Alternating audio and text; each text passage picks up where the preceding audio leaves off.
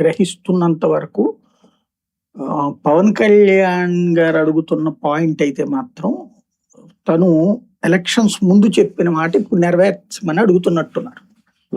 Elections ముందు ఏదైతే ఈ చంద్రబాబు గారి సమక్షంలోనే కదా మనం ఇప్పుడు తక్కువ తీసుకున్నాము, మనకు బలం ఉన్నా సరే అది జగన్ అధికారులకు రానియకుండా ఉండడం కోసం మనం కొంత త్యాగాలు చేయాల్సి వచ్చింది, తప్పదు.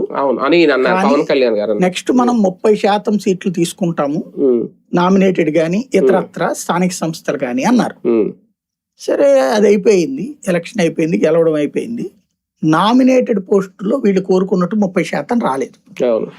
ఈ అసంతృప్తి విపరీతంగా ఉంది కేడర్లో.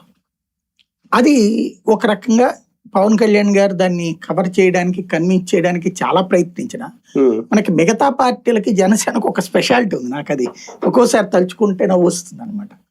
ఇప్పుడు తెలుగుదేశంలో ఉన్నటువంటి వాళ్ళు చంద్రబాబు నాయుడు ముఖ్యమంత్రి కావాలని కోరుకుంటారు, ఆయన నేను ముఖ్యమంత్రి కావాలని కోరుకుంటారు. లోకేష్ ముఖ్యమంత్రి కావాలని కోరుకుంటారు, ఆయన ముఖ్యమంత్రి కావాలని కోరుకుంటారు.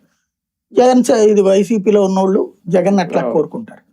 కానీ నేను ముఖ్యమంత్రి కావాలని పవన్ కళ్యాణ్ కోరుకోపోయినా ఆయన ముఖ్యమంత్రి కావాలని, నేను నాయకుడిని కాదని ఆయన ఈ స్థాయిలో లేను అని పవన్ కళ్యాణ్ ఫీల్ అవుతున్నా, లేదు నువ్వు ఈ స్థాయిలో ఉన్నావని, నాయకుడు ఈ విషయాల్లో నా వల్ల కాదురా నాయన అంటే, లేదు నీ వల్లే